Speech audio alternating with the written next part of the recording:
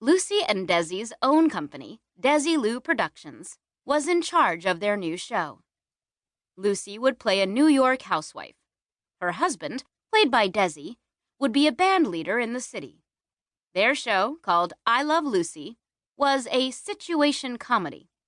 That meant it was about characters who lived or worked together and resolved a certain situation, that week's story, by the end of each episode.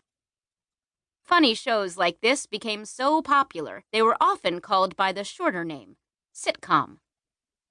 In the new show, Lucy and Desi played Lucy and Ricky Ricardo.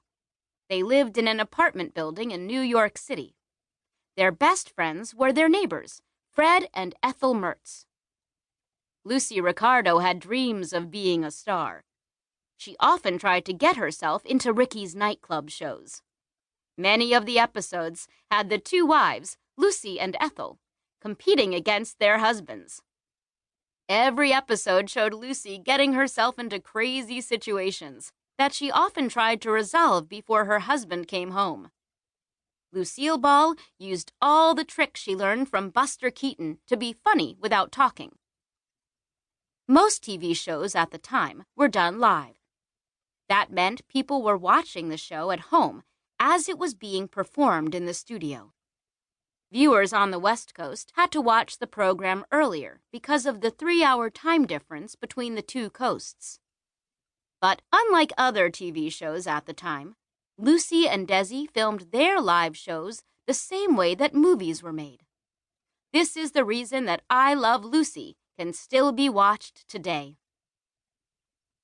While they were working on the new show, Lucy was getting closer and closer to having her baby. Her daughter, Lucy Desiree Arnaz, was born on July 17, 1951. In honor of his new daughter, Desi wrote a song, "There's a Brand New Baby at Our House." Both Lucy and Desi went right back to work filming the show. On Monday, October 15, 1951, the first episode of I Love Lucy aired on television. By the spring of 1952, I Love Lucy was the highest-rated show on TV. It was watched in 10 million households each week. Strange things started happening in the United States on Monday nights. Everyone was waiting until I Love Lucy was over to use the bathroom, so all the toilets were flushing at once. In New York City, it seemed impossible to get a taxi because all the cab drivers were taking breaks to watch the show in local bars. By May 1952, the show was watched by more people than saw most Hollywood movies. Lucy had found her true home on television.